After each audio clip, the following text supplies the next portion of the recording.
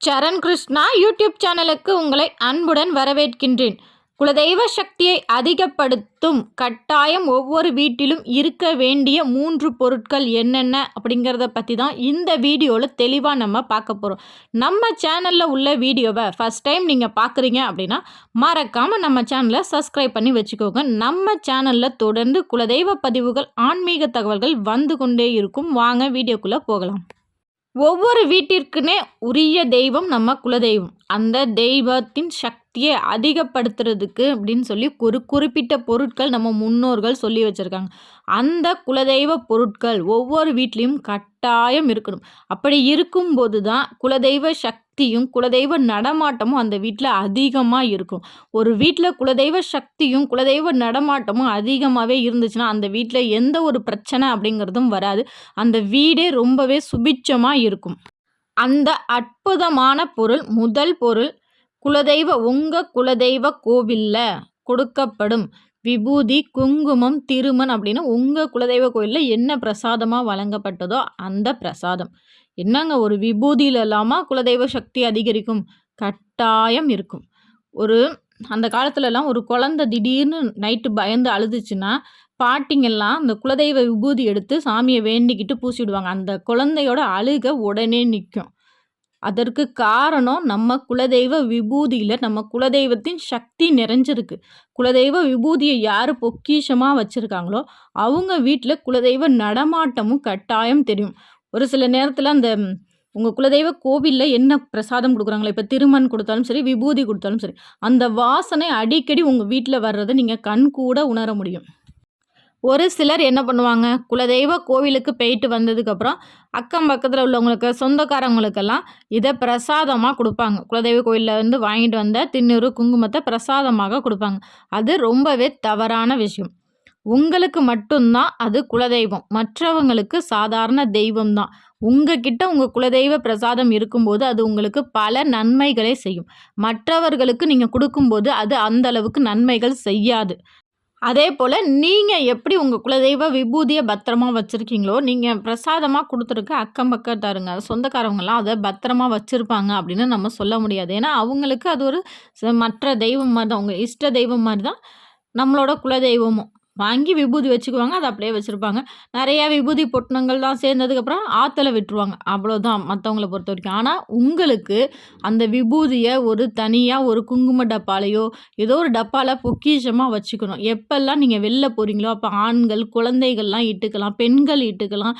எந்த ஒரு விஷயம் முக்கியமான முடிவெடுக்கும் போது நம்ம குலதெய்வத்தை மனதார வேண்டிக்கிட்டு நெத்தியில் அந்த திருமண் விபூதியை வச்சுட்டு நம்ம முடிவெடுக்கும் போது அது ஒரு தீர்க்கமான முடிவாக இருக்கும். அவ்வளவு அற்புதமான சக்தி நிறைந்தது தான் நம்ம குலதெய்வ கோவிலில் உள்ள பிரசாதம். அப்படி நீங்கள் குலதெய்வ பிரசாதம் கொடுக்கணும்னா இந்த 2 பேருக்கு தாராளமாக கொடுக்கலாம். அதில் ஒன்று உங்கள் பங்காளிகள்லாம் உங்களுக்கும் அவங்களுக்கும் ஒரே குலதெய்வம் இருக்குது அப்படின்னா அவங்களுக்கு நீங்கள் தாராளமாக பிரசாதம் கொடுக்கலாம். 2வது, உங்கள் உடன் பிறந்த அக்கா, தங்கை அவங்களுக்கு நீங்கள் பிரசாதம் தாராளமாக கொடுக்கலாம். அவர்களுக்கும் பல நன்மைகளை செய்யும் உங்கள் குலதெய்வம். உங்கள் குலதெய்வ கோவிலில் என்ன பொருள் உங்களுக்கு பிரசாதமாக கொடுக்கப்படும் அப்படிங்கிறத மறக்காமல் எங்களோட கமெண்ட் செக்ஷனில் ஷேர் பண்ணிக்கோங்க. 2வது பொருள் எலுமிச்சம்பழம். சாமி கிட்ட வச்சு வாங்கிட்டு வந்த எலுமிச்சம்பழம். இந்த பொருள் எல்லார் வீட்லேயும் இருக்கணும். எல்லாரும் நம்ம குலதெய்வ கோயிலுக்கு போகும்போது கட்டாயம் எலுமிச்சம்பழம் வாங்கிட்டு போகணும். எலுமிச்சம்பழம் வாங்கிட்டு போய் உங்கள் குலதெய்வ பாதத்தில் வச்சு வணங்கி குலதெய்வ பாதத்தில் வச்சுருங்க. வச்சுட்டு அந்த கருவறையை 3 முறை சுற்றி வந்ததுக்கு பிறகு பெண்கள் முந்தியில் வாங்குங்க எலுமிச்சம்பழம். அதை அப்படியே எடுத்துகிட்டு வந்து உங்கள் பூஜை அறையில், நிலைவாசலில் நீங்கள் பணம் வைத்து எடுக்கும் அந்த இடத்துல தாராளமாக வைங்க. அப்படி வைக்கிற எலுமிச்சம்பழம் அழுகி விட்டால் உங்கள் வீட்டில் உள்ள கெட்ட சக்தி உங்களை விட்டு விலகிருச்சு அப்படின்னு அர்த்தம். அதே இது அழுகாமல் காஞ்சி போயிடுச்சு அப்படின்னா அந்த பழத்தை நீங்கள் காஞ்ச பழத்தை தாராளமாக 1 வருஷம் வரைக்கும் நீங்கள் வச்சுருக்கலாம். எப்படியா இருந்தாலும் அதில் உங்கள் குலதெய்வ சக்தி நிறைஞ்சு இருக்கும். குலதெய்வ சக்தி நிறைஞ்ச வீட்டில், குலதெய்வ சக்தி இருக்குது அப்படிங்கிற வீட்டில் தான் அந்த எலுமிச்சம்பழம்லாம் காஞ்சி போகும். உங்கள் வீட்டில் எதிர்மறை ஆற்றல், கெட்ட சக்தி இருக்குது அப்படின்னா அழுகி போகும். அழுகின உடனே நீங்கள் கவலைப்பட தேவையே இல்லை. உங்கள் வீட்டில் உள்ள கெட்ட சக்தியை உங்கள் குலதெய்வம் எடுத்துருச்சு. அதனால தான் அந்த பழம் அழுகிருச்சு.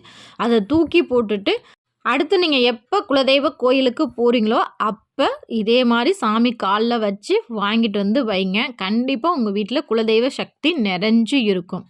3வது பொருள், ஒரு சில குலதெய்வ கோவிலில் சாமிக்கு சாத்தின புடவைகள் வேஷ்டிகள்லாம் ஏலம் விடுவாங்க. அந்த மாதிரி உங்கள் கோவிலில் ஏலம் விட்டாங்கன்னா சாமிக்கு சாத்தின புடவையை வாங்கிட்டு வந்து உங்கள் வீட்டில் வைக்கும்போது குலதெய்வத்தின் நடமாட்டமும் குலதெய்வ சக்தியும் உங்கள் வீட்டில் அதிகமாக இருக்கும். இல்லை எங்கள் கோயிலில் அந்த மாதிரிலாம் எதுவுமே இல்லை, இந்த மாதிரிலாம் ஏலம்லாம் விட மாட்டாங்க, சாமி வஸ்திரங்கள்லாம் கொடுக்க மாட்டாங்க அப்படின்னு சொல்கிறவங்க இந்த 3 பொருளில் எது கிடைச்சாலும் வாங்கிட்டு வந்து வச்சுக்கோங்க. உங்கள் குலதெய்வ கோவில்லேருந்து மண் அகல் எடுத்துகிட்டு வந்து உங்கள் வீட்டில் ஏற்றலாமா அப்படின்னு பூசாரிகிட்ட கேளுங்க. அப்படி ஏற்றலாம் அப்படின்னா நீங்களே ஒரு மண் அகல் எடுத்துகிட்டு போய் உங்கள் குலதெய்வ கோவிலில் வச்சு மனதார குலதெய்வத்தை வேண்டி ஏற்றுங்க. ஏற்றிய பிறகு அந்த அகலை நீங்கள் எடுத்துகிட்டு வந்து உங்கள் வீட்டில் குலதெய்வ விளக்காக தொடர்ந்து ஏற்றி வாருங்கள். அவ்வாறு செய்யும் போதும் உங்களோட வீட்டில் குலதெய்வ சக்தி நிறைஞ்சு இருக்கும். மற்றவங்க ஏற்றின அகல் வந்து நம்ம எடுக்கக்கூடாது. ஏன்னா மற்றவங்க ஏதாவது ஒரு வேண்டுதலுக்காக ஏற்றிருப்பாங்க. அதனால தான் நீங்களே வாங்கிட்டு போய் உங்கள் குடும்பம் நல்லா இருக்கணும்னு வேண்டிக்கிட்டு அதற்கு பிறகு அந்த அகலை எடுத்துகிட்டு வந்தீங்கன்னா எடுத்துகிட்டு வந்து வீட்டில் வைக்கும்போது குலதெய்வ சக்தி நிறைஞ்சு இருக்கும். உங்கள் குலதெய்வ கோவிலில் மண் எடுத்துகிட்டு வந்து வழிபடலாமா அப்படின்னு பூசாரிகிட்ட கேளுங்க. கேட்டு குலதெய்வத்தின் அனுமதி பெற்ற பிறகே குலதெய்வ கோவிலேருந்து மண் எடுத்துகிட்டு வந்து தாராளமாக உங்கள் வீட்டில் வச்சு வணங்கலாம். அதற்கு நிறைய முறைகள் இருக்குது. உங்கள் பரம்பரை அதாவது உங்களுக்கு முன்னாடி உள்ளவங்க அதற்கும் முன்னாடி உள்ளவங்கெல்லாம் குலதெய்வ கோயிலேருந்து மண் எடுத்துகிட்டு வந்து வணங்குற பழக்கம் இருந்தால் மட்டுமே இதை செய்யுங்க. புதுசாக நீங்கள் ஆரம்பிக்காதீங்க. அப்படி ஆரம்பிக்கணும்னு ஆசைப்பட்டாலும் உங்கள் குலதெய்வ கோவிலில் உள்ள பூசாரியிடம் கேட்டு எப்படி மண் எடுக்கணும், இந்த கோயிலில் மண் எடுக்கும் முறை என்ன அப்படின்னு கேட்டு குலதெய்வத்தின் அனுமதி பெற்ற பிறகு மண் எடுத்துகிட்டு வந்து வணங்குங்க.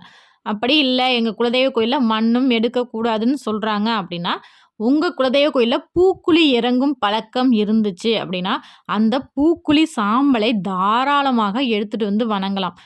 பூக்குழி சாம்பல் அப்படிங்கிறது உங்கள் குலதெய்வம் பாதம் பட்ட சாம்பல். ஏன்னா அதில் பூக்குழியில் இறங்குனவங்க பார்த்திங்கன்னா ஒருத்தவங்க கூட சாமி அருள் இல்லாமல் இறங்க மாட்டாங்க. சாமி அருள் வந்து முழு அருளோடு தான் இறங்குவாங்க. உங்கள் குலதெய்வமே அவங்க உடம்புல வந்து அதற்கு பிறகு தான் பூக்குழியில் இறங்குவாங்க.